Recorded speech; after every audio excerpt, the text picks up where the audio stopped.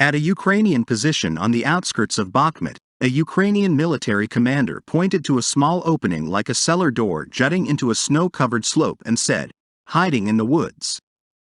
Over there, had shelters against Russian attacks, which was common here.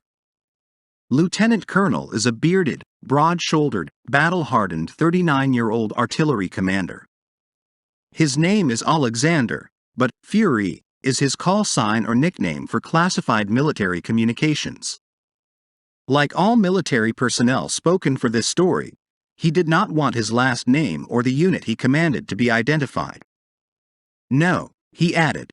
"Friday the 2nd, 24 marks a solemn milestone. It's been a year since Russia invaded Ukraine. During that time, the United States had pledged about $113 billion in aid to Kiev, more than half of which came in the form of military aid, according to the Pentagon. Infantry weapons and equipment, air defense systems, missiles, helicopters, drones, armored vehicles, radar and communications antennas, satellite imagery, trucks, trailers, coastal patrol vessels, and the list goes on. The first batch of U.S. Abrams tanks for Ukraine is expected to arrive later this year.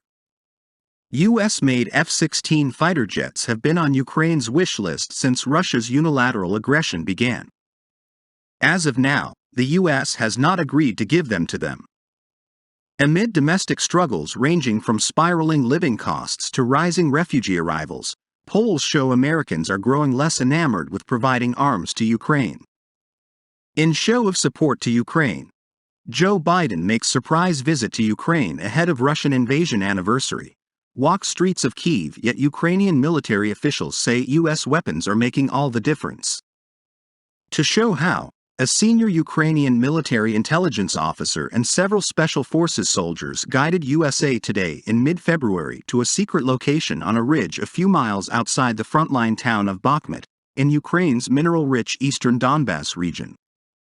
"This weapon changed the trajectory of the war for us," said Fury as he stood on frozen ground near what he regards as one of the Ukrainian military's most prized possessions, an American-made M777 howitzer, a powerful, towable and easily hidden long-range artillery weapon his unit had named Sofika.